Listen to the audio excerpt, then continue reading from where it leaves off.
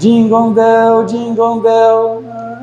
Ou então fala bem assim: chegou o Natal, a festa cristã. Opa, para a música, eu vou descer. E tem irmãos que querem estar indo para o céu, que não estão comemorando na igreja, mas estão comemorando junto com a família em casa. Todos podem ocupar os vossos assentos. O título da mensagem de hoje é Parecido com o Mundo.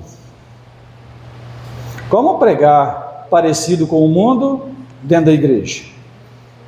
Será que ponto, que aspecto nós iremos abordar aqui nesta manhã?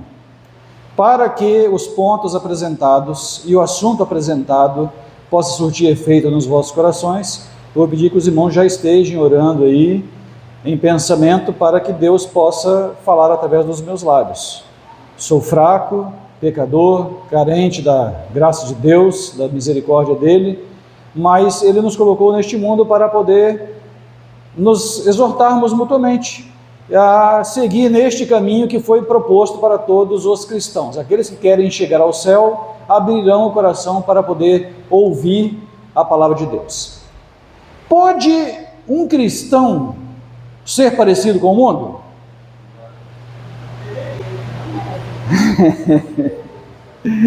Está dito bem assim: vós sois a luz.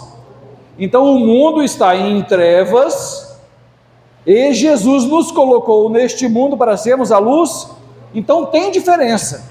Tem alguém que está em trevas e tem alguém que está na luz. Aqueles que estão na luz, nós cremos que são aqueles que aceitam ao Jesus como seu Salvador pessoal e obedecem-lhe e seguem-lhe os passos.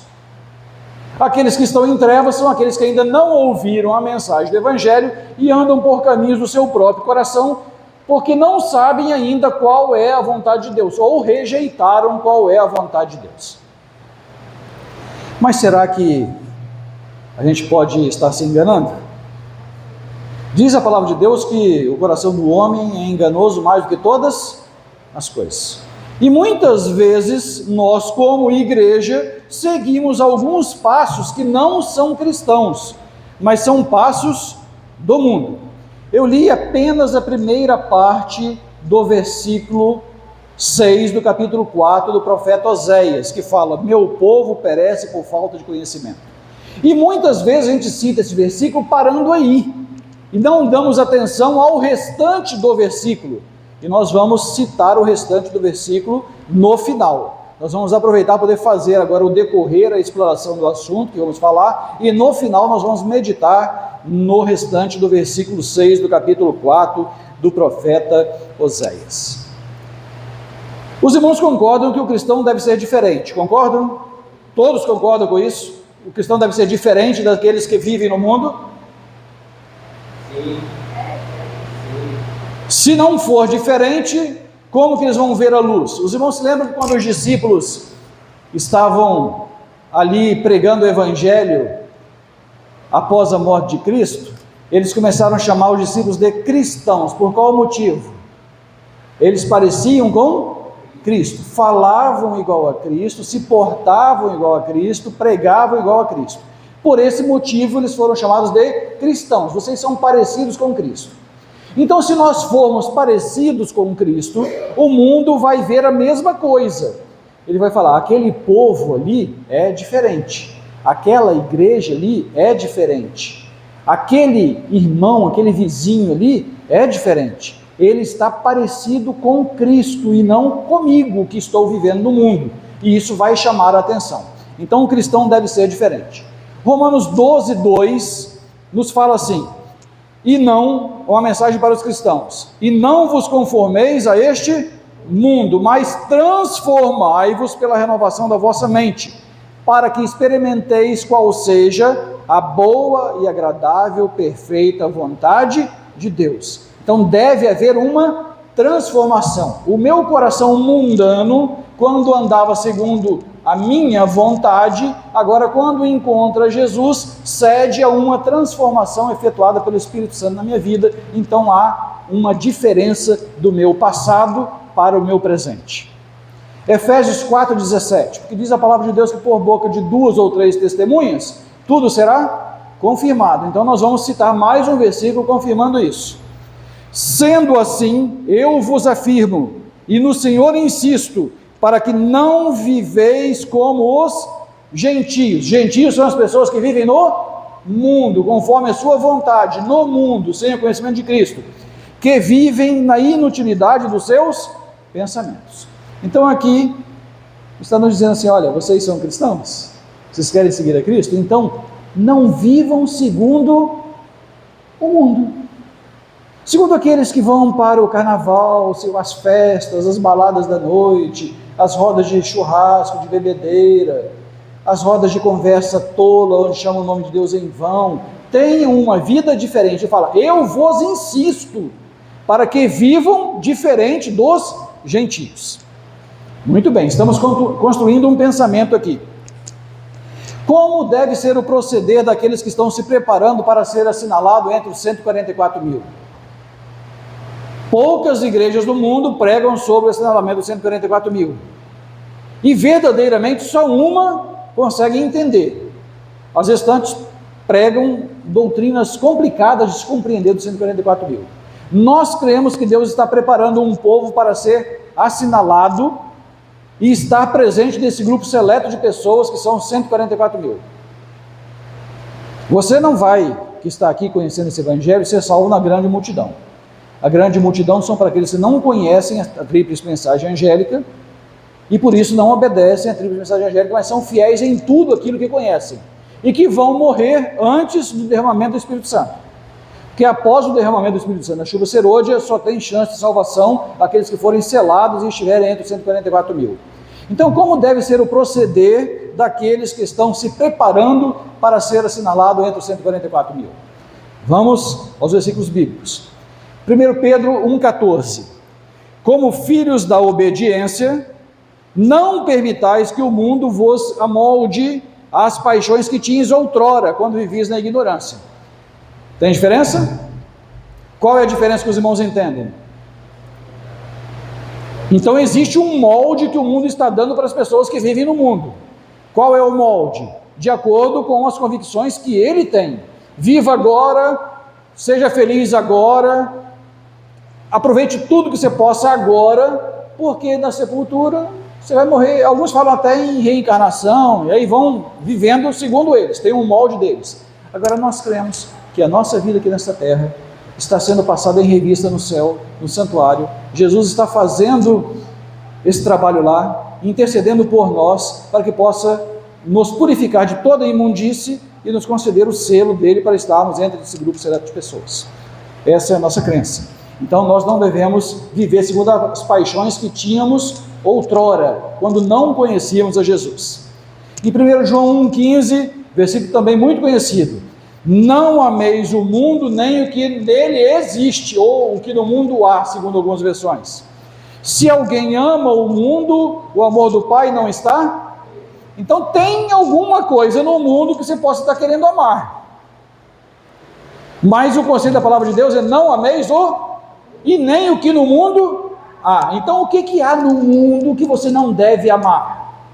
Você tem que saber, tem que pesquisar, tem que entender, porque se nós não entendermos, a gente pode estar amando alguma coisa que existe no mundo e estamos achando que estamos seguindo aquilo que é de Deus, quando na verdade não é. Existe diferença, uma linha divisória traçada entre o que é do mundo e o que é de Deus, o que é do príncipe deste mundo e o que é do Filho de Deus. Existe uma linha demarcatória e essa linha demarcatória passa pela lei de Deus. E a lei de Deus traz diversos pormenores em diversas circunstâncias da nossa vida, ao qual nós devemos atentar. Efésios 4:22. Quanto à antiga maneira de viver, fostes instruído a vos despirdes do velho homem, que se corrompe por desejos enganosos. Então, quanto à antiga maneira de viver, que você tem que fazer o quê? Tira essa roupa do velho homem e deixa ela de lado, porque essa roupa do velho homem se corrompe por desejos enganosos. Eu vou procurar minha felicidade, eu tenho que ser feliz, É a tônica do mundo hoje. E se eu não sou feliz com essa esposa, eu vou casar-se com outra. Então, casavam-se e davam-se em casamento, não é assim? Que fala a palavra de Deus, quando o mundo foi destruído lá atrás. Assim também será nos dias de hoje. A gente não dá atenção para o que Deus fala, e aí a gente quer viver segundo a nossa maneira. E aí nós temos que nos despir da nossa maneira de viver, e viver segundo a palavra de Deus. Devemos ser parecidos com o mundo? Estamos sendo parecidos com o mundo? Nesta época de fim de ano, agora eu vou entrar no ponto em que nós vamos debater. E eu fiquei muito feliz em chegar àquela igreja e saber que esta igreja não está se moldando ao mundo. Porque eu olhei aqui, cadê a árvore de Natal? Não tem não? Tem pisca-pisca não? Tem bolinha não? Tem amigo secreto também não? Não tem nada que remete a essa data. Nós estamos vivendo hoje, é 23 de dezembro. Amanhã é véspera do que o mundo comemora de Natal. E eu não encontrei nada aqui. Então, Jorge, direção da igreja, parabéns. Comissão da igreja, parabéns. Irmãos, parabéns. Porque vocês estão vivendo diferente do que vive o mundo. Nem todas as igrejas. Mas vocês estão. Então, que Deus os conserve nessa fé. Que muitos estão vivendo como vive o mundo, e nós vamos mostrar isso. Você entra numa loja para fazer uma compra, aí você encontra o que tocando lá? Jingle bell, jingle bell. Ou então fala bem assim: chegou o Natal, a festa cristã. Opa, para a música, e vou descer dessa carruagem, porque o Natal não é uma festa cristã. O Natal é uma festa pagã. Os irmãos têm consciência disto.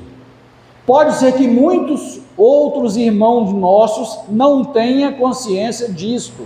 E este vídeo que a pregação que está se fazendo aqui agora, eu vou editar esse vídeo, e hoje à tarde ainda quero postar no canal Arauto da Reforma, para que possa estar lá disponível, para que outras pessoas que não estão tendo essa oportunidade aqui, possam verificar, e você pode mandar o link depois para outras pessoas, para verificarem que o Natal, apesar de ser chamado uma festa cristã, cantada nas músicas até do mundo, porque a cantora que canta essa música que eu sofejei aqui, ela é uma cantora mundana, ela não é uma cantora evangélica cristã, mas tem muitas igrejas que estão comprando esta ideia e comemorando esta festa dentro da igreja. E tem irmãos que querem estar indo para o céu, que não estão comemorando na igreja, mas estão comemorando junto com a família em casa. Difícil? Muitos serão chamados, mas poucos serão os escolhidos. Vamos fugir deste velho homem que é para se despir. Efésios 5:10. Aprendei a discernir o que é agradável ao... Nós temos que aprender a discernir o que é agradável a Deus.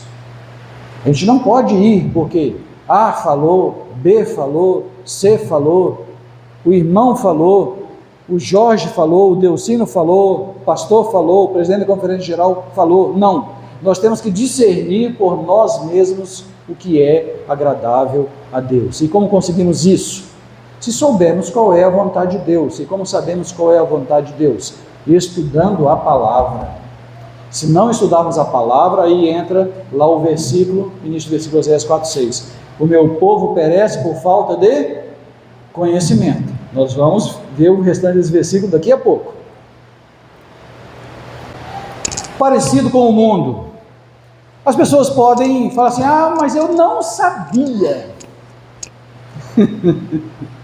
Vai no Google, todo mundo tem um celular hoje, tem um computador, um acesso, e digita lá assim, origem do Natal.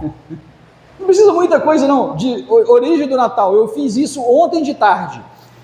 Qual é a origem do Natal? Fui lá no Google e digitei isso. A primeira coisa que apareceu foi essa aqui, que eu copiei aqui para os irmãos, está aqui o endereço. Eu vou disponibilizar, irmão Jorge, essa palestra para o irmão depois. Se o irmão achar por bem, esse PowerPoint que está sendo apresentado, pode postar no grupo da igreja para que os irmãos possam encaminhar isso depois, tá? Então, se você clicar nesse link azul que está ali, vai ver essa reportagem que eu tirei um pedacinho para poder colocar aqui.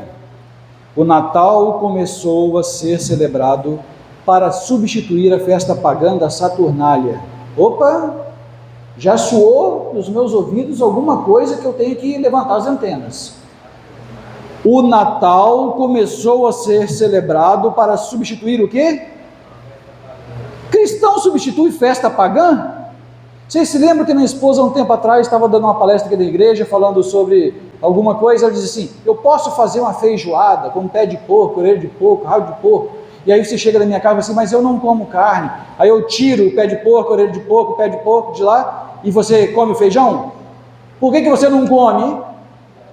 Está contaminado. Então eu posso pegar aquilo que era uma festa pagã e transformar ela numa festa cristã? Então aqui a pesquisa está me dizendo que o Natal começou a ser celebrado para substituir uma festa pagã da Saturnália, que por tradição acontecia entre os dias 17 e 25 de dezembro.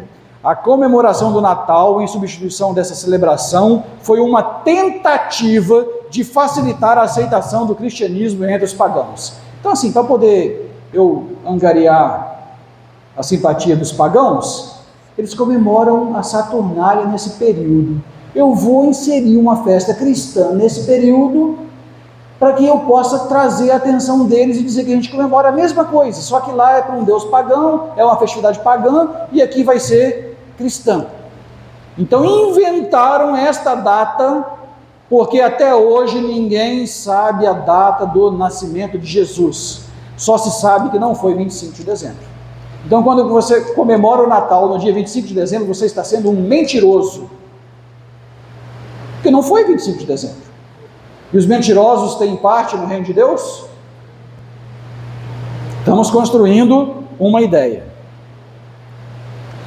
A origem histórica do Natal. Aqui embaixo do texto, do segundo texto, está lá também o link onde a pessoa pode encontrar isso que foi pegado aqui. Está lá no Google, tá?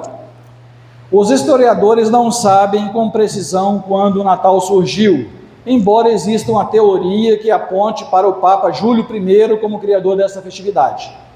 Acredita-se que em algum momento, entre os séculos 2 depois de Cristo e 4 depois de Cristo, é quando começou a convencionar-se a comemoração do nascimento de Jesus Cristo no dia 25 de dezembro.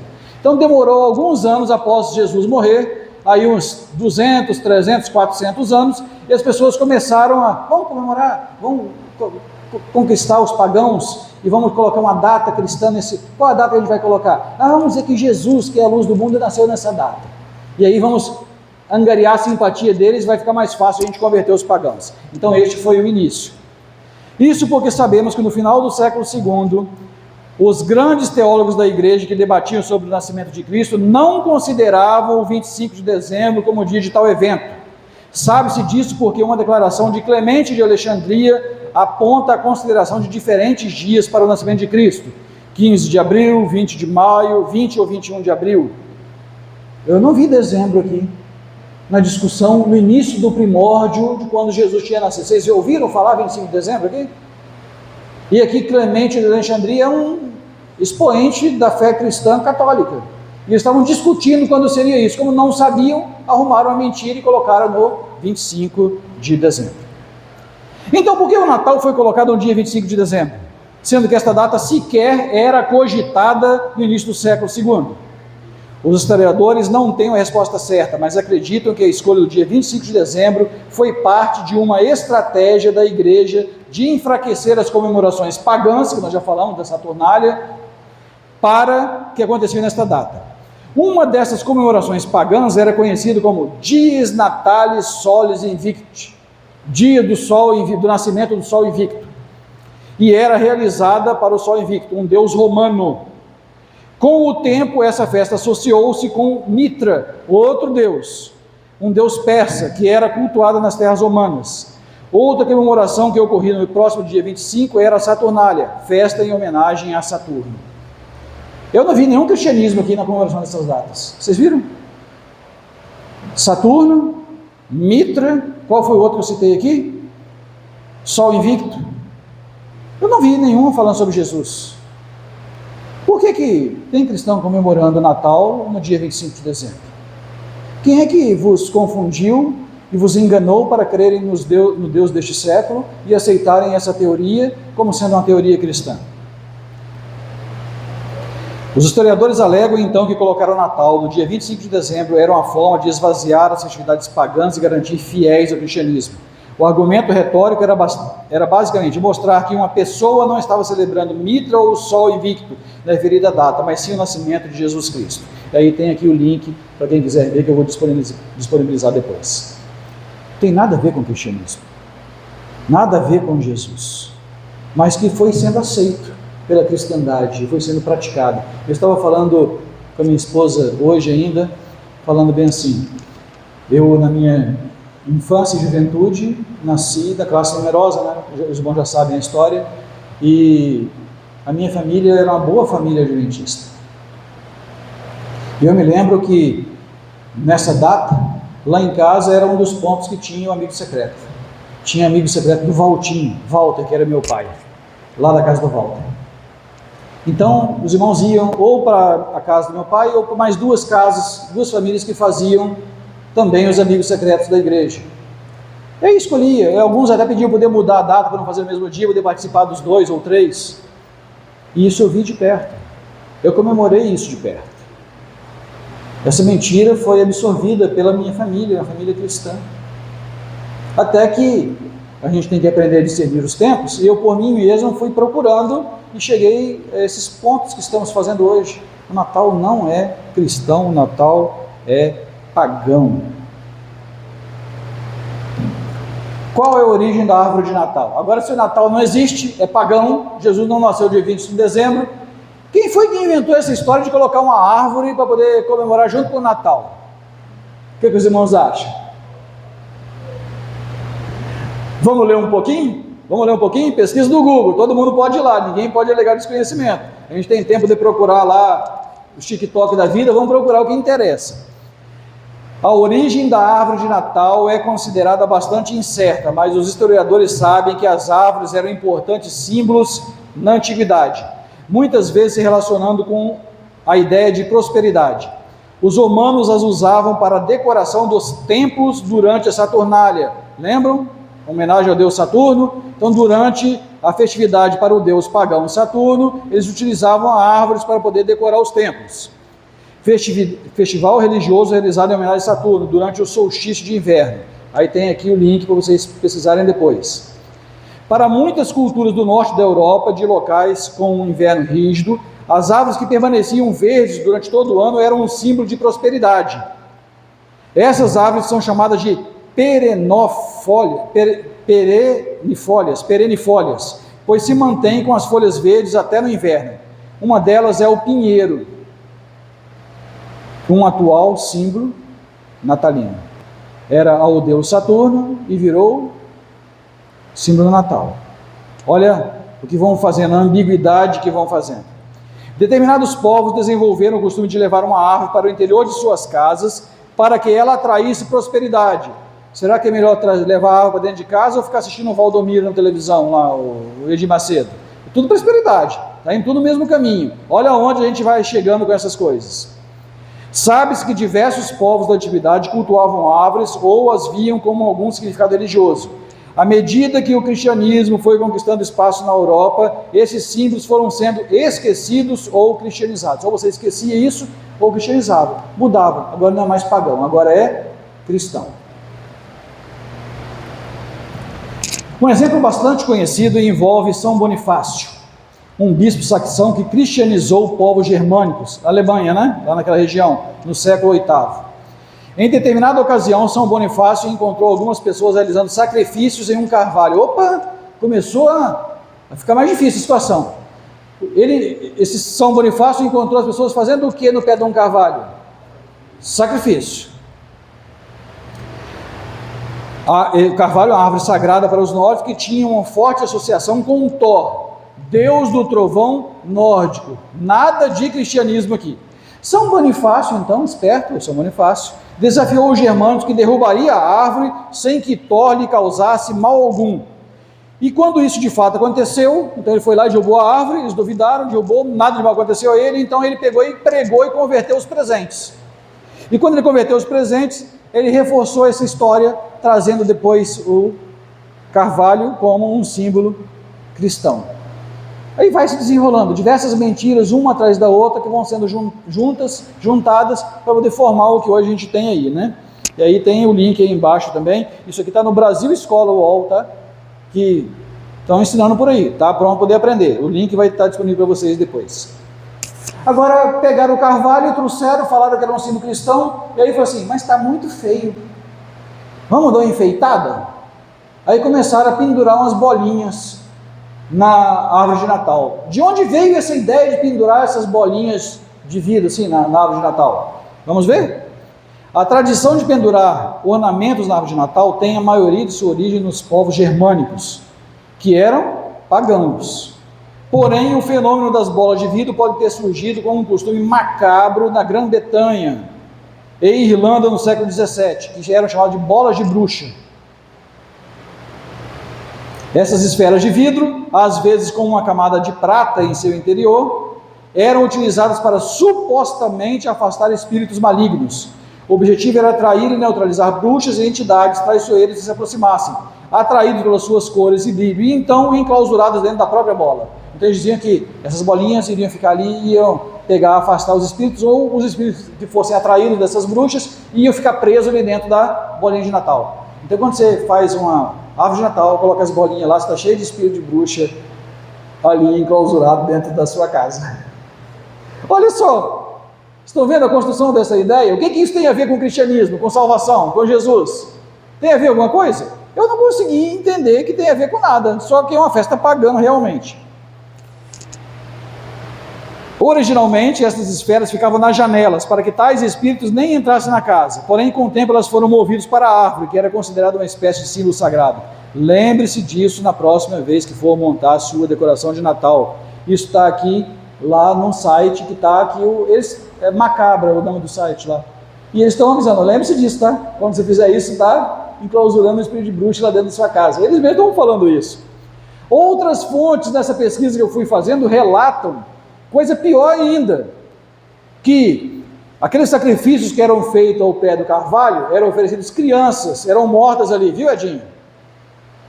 Eram mortas crianças ali no pé do carvalho, os povos pagãos, e aí cortava-se a cabeça delas, e a cabeça delas era pendurada na árvore. Então eles se lembraram disso, em vez de pendurar a cabeça das crianças, penduraram as bolinhas, fazendo alusão à mesma coisa. Você vai fazer isso em sua casa? Você tem coragem? Não cabe, isso não cabe dentro da história de alguém que está querendo ir para o céu. Os irmãos estão entendendo aonde nós queremos chegar?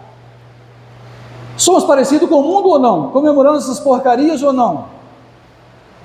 Teoria sobre a origem dos presentes de Natal. 25 de dezembro tem que trocar presente. Vamos fazer um amigo oculto? E vamos trocar presente? Bom, o meu amigo é declarado. E ele disse, se vocês sois meus amigos, vão fazer o que eu vos mando. Ele não fala nada, vamos ser amigo oculto, vamos fingir que a gente... Não fala nada disso. Então vamos lá. A primeira teoria para os presentes de Natal aponta que o costume foi herdado da prática de dar presentes durante a Saturnália. Novamente voltando lá àquela comemoração da festa de Saturno. Deus pagão. Uma das celebrações religiosas mais tradicionais da religiosidade na Roma Antiga. Essa celebração era realizada entre os 17 até 23, ali proximidade do Natal, né, em homenagem a Saturno. Nela se praticava o costume da sigilária, realizado comumente no dia 23 de dezembro, que se caracterizava pela troca de presentes. É um costume o quê? Troca de presentes dessa data é o quê? Então, assim, vamos aproveitar o papai e a mamãe, poder dar presente no ano novo, no aniversário. Esquece esse negócio de dar presente em 25 de dezembro. Seus amiguinhos podem ganhar presente, mas está comemorando um Deus pagão, um Deus que não vai levar eles para o céu, entenderam? Quando um papai ou uma mãe dá presente para o filho no dia 24, 23, 25 de dezembro, está em comemoração de uma festividade pagã que não tem nada a ver com Cristo. Então não deem presente para os seus filhos nessa data, para poder não apoiar esse erro, essa mentira que está sendo pregada pelo mundo e está sendo absorvida pelas igrejas. No aspecto cristão, muitos falam que a tradição de dar presente de Natal foi originada pelos reis magos. Aí a gente vem, vamos arrumar uma historinha para poder agradar? Ah, mas os reis magos foram lá dar presente para Jesus, né? A gente tem que dar presente no Natal. Bom, o presente foi no nascimento de Jesus. Então, quando nasce uma criança, vai lá e dê o seu presente, uma quantia para ajudar os pais, dê um pimpão, dê qualquer coisa para ajudar. No nascimento, ela não foi repetida depois. Jesus viveu 33 anos e meio nesta terra e nós não vemos nenhuma comemoração repetida depois em alusão ao seu nascimento. E ele não deixou fixada a data para que a gente não caísse nesse erro, e o mundo depois foi lá e inventou essa data para poder colocar. Outros, por sua vez, falam que a prática de dar presente de Natal é originada de São Nicolau, um padre católico dos séculos 3 e 4. São Nicolau ficou conhecido por usar a fortuna que herdou de sua família para ajudar os necessitados. Ele ajudava muitos órfãos dando presente a eles. Ficou conhecido também como a figura que deu origem ao Papai Noel na cultura popular. Quem? Eu falei aqui, o nome são o quê? A gente crê em qual são? O cristão que está se preparando para ser selado entre os 144 mil, crê em algum santo? Não. Então, vamos esquecer essa história. Vamos deixar isso para lá. Os irmãos aqui estão de parabéns por não fazerem isso. Eu creio que ninguém está fazendo também nas suas famílias em casa, né?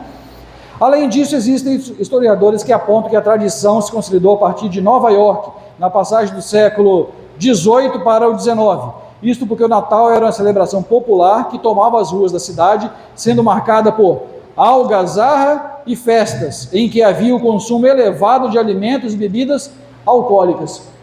Então, todas as tradições que apontam para a comemoração nesta data, nenhuma delas aponta para o servo de Jesus. Ou nós somos parecidos com Deus, com Jesus, ou nós somos parecidos com o mundo. Essa é a questão. Apocalipse 7, de 1 a 3. Aí agora eu não estou mais falando parecido com o mundo, afirmação. Estou fazendo uma pergunta. Parecido com o mundo? Você é? Você é parecido com o mundo? Apocalipse 7, de 1 a 3. Depois disso vi 4 anjos, um em pé nos 4 cantos da terra, retendo os 4 ventos, para impedir que qualquer vento soprasse na terra, no mar ou em qualquer árvore. Então vi outro anjo subindo do oriente, tendo o selo do Deus vivo. Ele bradou em alta voz aos 4 anjos, a quem havia sido dado o poder para danificar a terra e o mar. Não danifiquem nem a terra, nem o mar, nem as árvores, até que selemos as testas dos servos do nosso Deus. Então ouvi o número dos que foram selados, 144 mil de todas as tribos de Israel. O irmão White, falando sobre o selamento, fala assim: o selo de Deus jamais será colocado sobre a fronte de um homem ou de uma mulher impuro. Isso envolve diversos aspectos. No que nós estamos falando aqui hoje, não vai ser colocado sobre a fronte de um homem ou uma mulher que comemora o Natal, que é uma festa pagã, é uma mentira que foi cristianizada. Não vai ser colocado. Posso afirmar aqui para os irmãos, por tudo que eu já estudei até hoje, aquele que está comemorando uma festa pagã, tendo conhecimento da verdade, não vai receber o selo de Deus. Nós estamos aqui tendo conhecimento da verdade. Seremos selados ou não? Depende da nossa atitude. Depende do que vamos fazer com essas informações. Vá pesquisar por você mesmo. Como eu disse no início, vou disponibilizar esse PowerPoint para o irmão Jorge, para se ele achar por bem e colocar no grupo da igreja, para que os irmãos depois possam ler calmamente, atentamente, ir nesses links que estão aí nessas passagens, e irem colocando lá e fazer a sua própria pesquisa sobre a origem desta data, que é uma data pagã. Ela não é uma data cristã. Foi cristianizada na tentativa de angariar conversos. Mas Jesus não nasceu nessa data. É uma mentira e que o mundo inteiro está crendo nela. Outro texto falando sobre os assinalados, que somos nós, fala assim: e olhei e eis que estava o Cordeiro sobre o monte Sião, e com ele quantos? 144 mil. Você não está sendo chamado para ser qualquer crente, para ser qualquer cristão. Você está sendo chamado para ser assinalado entre aqueles que estarão com o Cordeiro para onde quer que ele vá. Estes são os que não se contaminaram com mulheres. Aqui quer dizer o quê? Igreja. Então, se as igrejas estão fazendo, deixe-as fazer. Se você tiver oportunidade, alerte-os. Se você não tiver oportunidade, não faça a mesma coisa que eles estão fazendo. Pelo amor de tudo que é sagrado, não faça a mesma coisa que os cristãos estão fazendo, porque muitos estão com costumes pagãos dentro da igreja. Jesus não aceita isso. E na sua boca não se achou engano. Aí você vai mentir, vai falar, não, Jesus nasceu em dezembro. Nem os historiadores do mundo dizem que Jesus nasceu em dezembro. Nem, os irmãos viram aqui os textos. Colocam outras datas para o nascimento de Jesus, mas dezembro não passa nem perto. E quando você fala que Jesus, por que isso que não era Natal? É o nascimento de Cristo, Ele está Senhor do nosso coração. Mentira. E nos 144 mil não se achou engano. E aí eu quero dizer uma coisa para os irmãos, a gente sofre com isso? Um pouquinho, mas a gente pode ter sabedoria. Nós temos diversos clientes e amigos, que nessa data falam assim, aí eu estou te ligando para dizer Feliz Natal. Aí você fala, não, eu não creio em Natal, Natal é pagão. Não precisa dizer isso. Fala assim, olha, eu vou orar para você, para que Deus possa te dar no próximo ano, um ano repleto de bênçãos.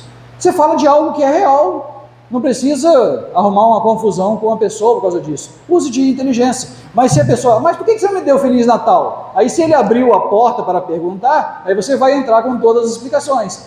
Eu tenho um arquivo aqui, que eu recebi lá do irmão Jorge, e que eu vou te encaminhar, para você dar uma olhadinha aí, depois você fazer o seu próprio discernimento. Certo? Mas você não precisa entrar em conflito. Agora você assim, Feliz Natal. Você, Feliz Natal para você e para a família também. Você está concordando com uma mentira. E na boca daqueles que serão selados não se achou engano. É isso que está escrito lá no livro do Apocalipse. Agora vamos fazer a reflexão final sobre o início, sobre o final do versículo que nós lemos para iniciar essa pregação. Oséias 4:6. Nós lemos até aqui, o meu povo foi destruído por falta de conhecimento. Nós lemos até aqui e paramos. Vamos ler o restante do versículo.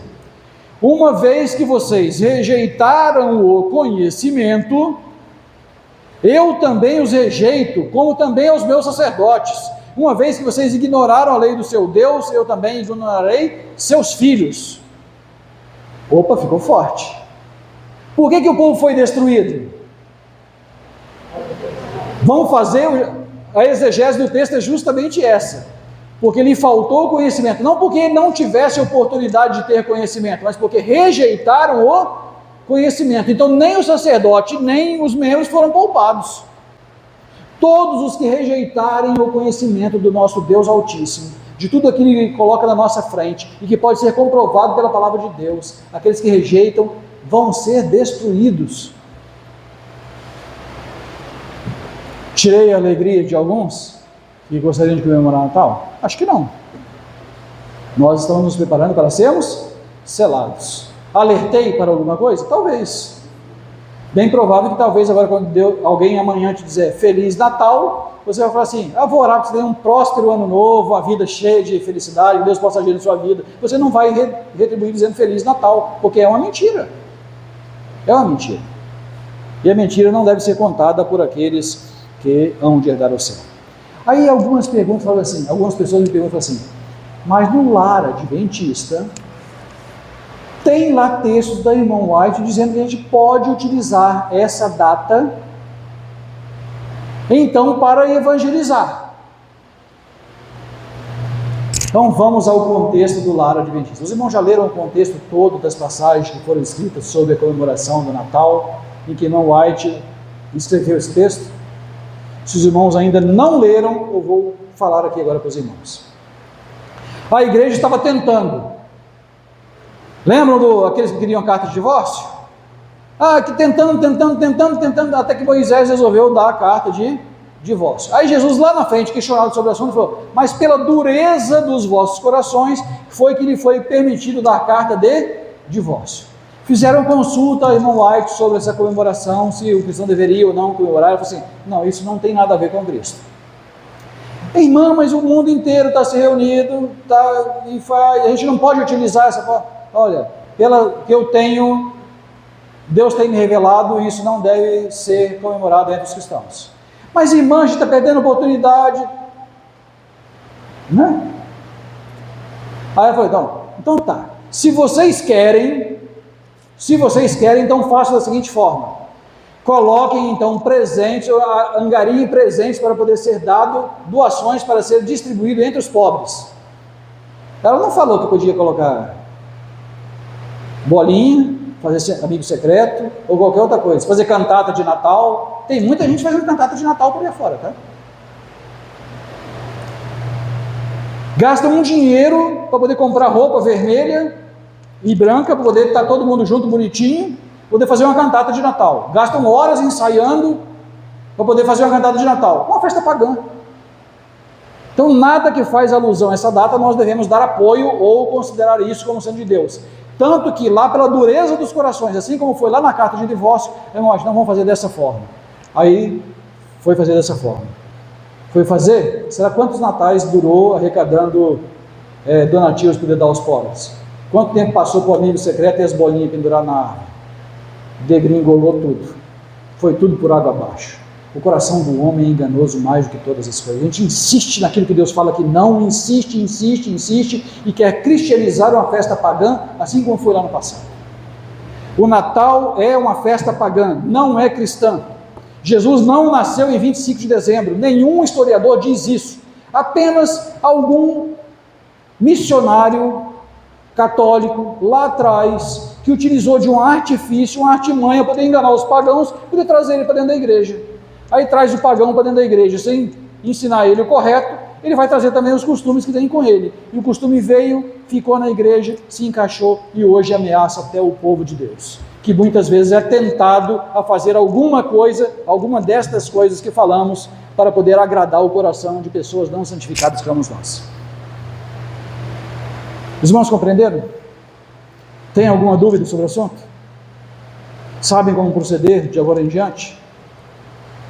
Se os irmãos entenderam e sabem o que responder agora em diante e o que fazer, os irmãos não são mais inocentes perante Deus.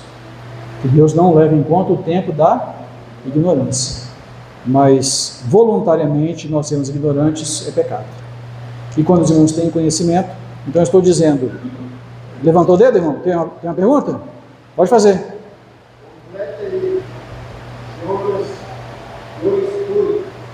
Pode ler para a gente, irmão.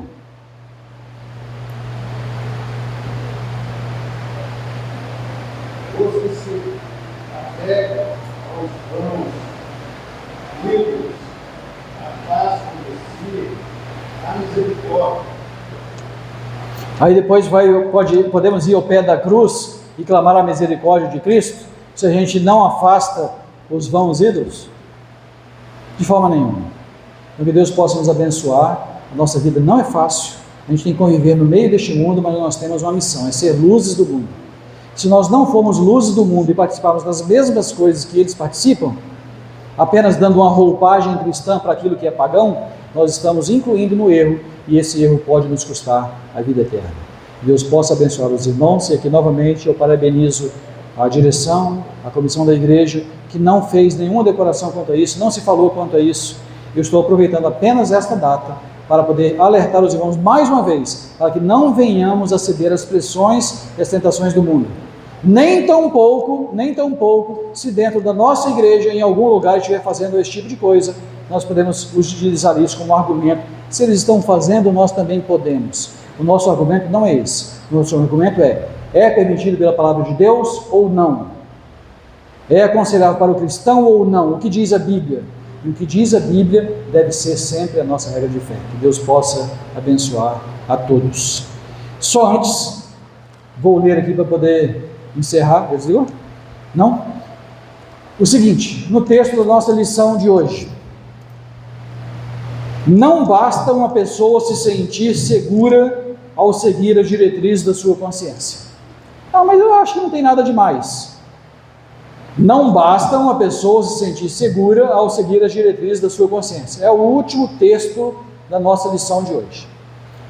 A questão a ser resolvida é: a consciência está em harmonia com a palavra de Deus?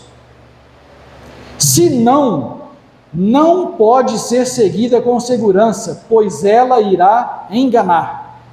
A consciência deve ser esclarecida por Deus. Devemos dedicar tempo ao estudo das Escrituras e oração. Só assim a mente será estabelecida, fortalecida e firmada. Eu não posso dizer, mas minha consciência não me condena, então eu vou fazer lá em casa. Podem ir lá que isso é coisa do irmão. Isso não é seguro. A nossa segurança está, não assim diz o Senhor. Nós devemos ser o povo da Bíblia, e ela somente deve dizer o que devemos ou não fazer. Não importa, já falamos, se o Deocino ou o Eli Tenório, se o membro da igreja, eu, ou o presidente da conferência geral, vier e falar qualquer coisa que não estiver de acordo com a palavra de Deus, vamos repelir, seja anátema. Se estiver de acordo com a palavra de Deus, conferindo como bereanos, então diz amém. Assim diz o Senhor, que Deus possa nos abençoar e nos ajudar. Amém.